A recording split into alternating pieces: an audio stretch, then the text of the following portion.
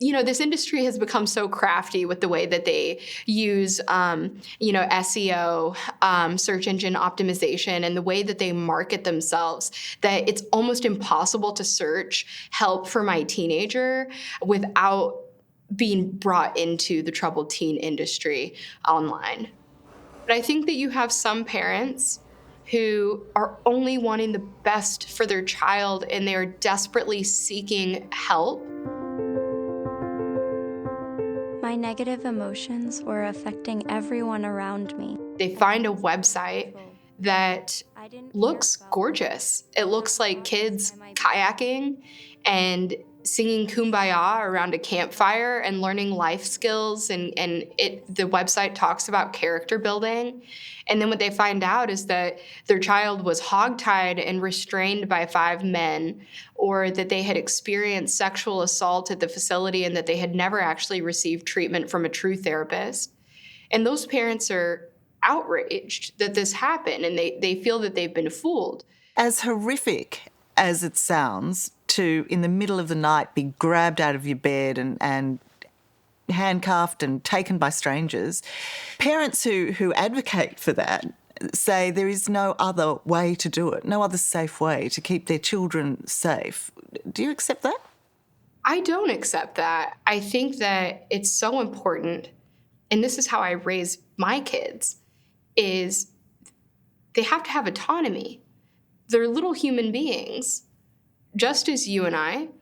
And if someone came, I'm 32 years old now, and if someone woke me up in the middle of the night, aggressively handcuffed me, dragged me out of my home, sometimes these transporters will even have the parents leave the home and wait down the street. And so you have children who truly believe that they are being kidnapped. And to start something like therapy or like treatment in that context just paints the color for the rest of the experience. Sending a child away is such an acute, intense intervention. And as we know now, is very deeply traumatizing for the rest of that child's life. We have to have other options. What is the lifelong impact of this process of being taken out of your bed at that time of night, being sent to these facilities, sometimes for years?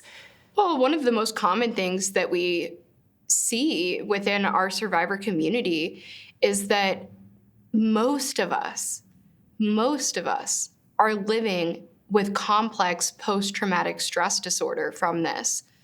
And that has a ripple effect that absolutely can turn your mental health on its head. Having CPTSD, you cannot relax. You have flashbacks, you have panic attacks, you have nightmares, night terrors, waking up in the middle of the night in sweat, screaming. It affects the way that you can build relationships. It affects how you can operate within the world, such as having a job, fulfilling responsibilities. I mean, it impacts every area of life and overall quality of life. And that's just the CPTSD. That doesn't include, some of the other things that we see.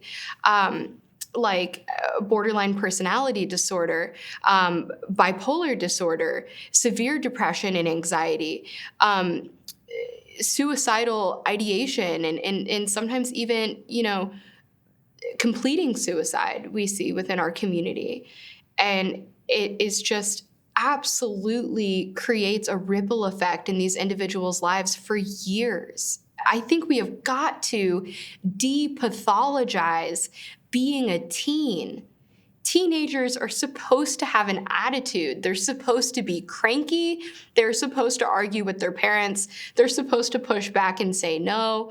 And if you have a kid who is sneaking out at night or experimenting with substances, or it's not always the end of the world.